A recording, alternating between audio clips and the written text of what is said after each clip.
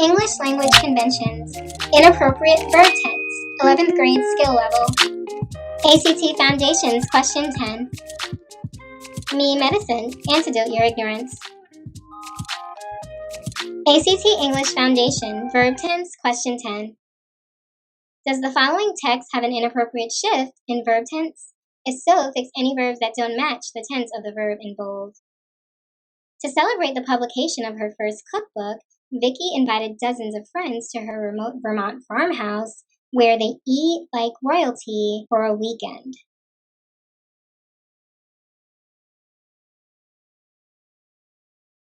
Here's what you need to understand. The tense of a verb tells when the action takes place. You should generally avoid shifting tenses within or between sentences unless you need to reflect a time change. Let's take a look at this example. Kathy grew up in Cleveland, but now she lives in Pittsburgh. The sentence shifts to the present tense to reflect a time change. This is appropriate in this instance. We shift from Kathy's younger years, as indicated by the verb phrase grew up, and then to her present adult self with the verb lives. As I previously stated, this shift in tense is appropriate. Or check out this second example. Rachel grabbed the microphone and sings to the crowd. There is no need to reflect a time change, so both verbs should be in the same tense. The first featured verb, grabbed, is written in the simple, singular, past verb tense, so we know the singing also took place in the past. However, the second verb, sings, is written in the simple, singular, present verb tense. There is no need to reflect a time change. Both verbs should be in the same tense in this instance. Shifting the tense of the second verb to its present tense verb form is incorrect, because this creates inconsistency in the overall tense of the sentence. Change sings to its simple, singular, third person, past tense verb form to restore consistency. There you have it. We've changed sings to sang. It's simple, singular, third person, past tense verb form. We have restored consistency in this sentence, and this new verb form is correct. However, you may shift tenses if you need to use the present tense to state a general truth. You may also shift to the present tense to discuss the nature or contents of an artistic work, such as a book,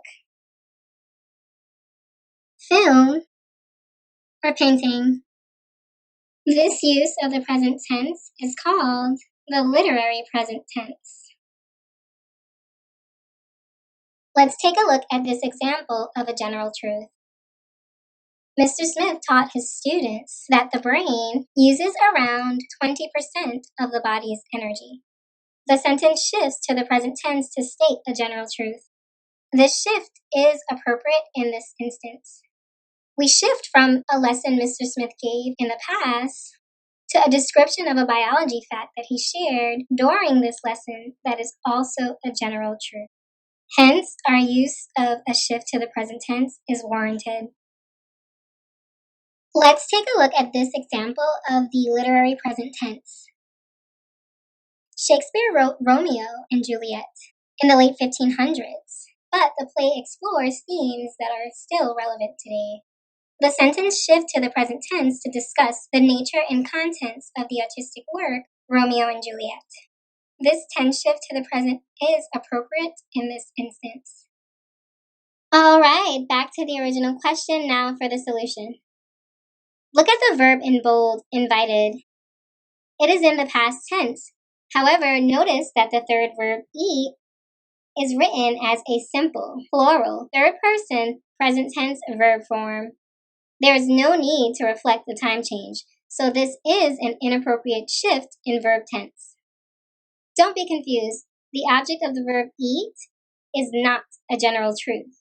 Although the event that follows the verb eat occurred in the past after Vicky's cookbook publication, the eating is not happening now. Change eat to its simple, plural, third person, past tense verb form to restore consistency. Here you have it. We've changed eat to ate. It's simple, plural, third person, past tense verb form. We have restored consistency, and this verb form is now correct.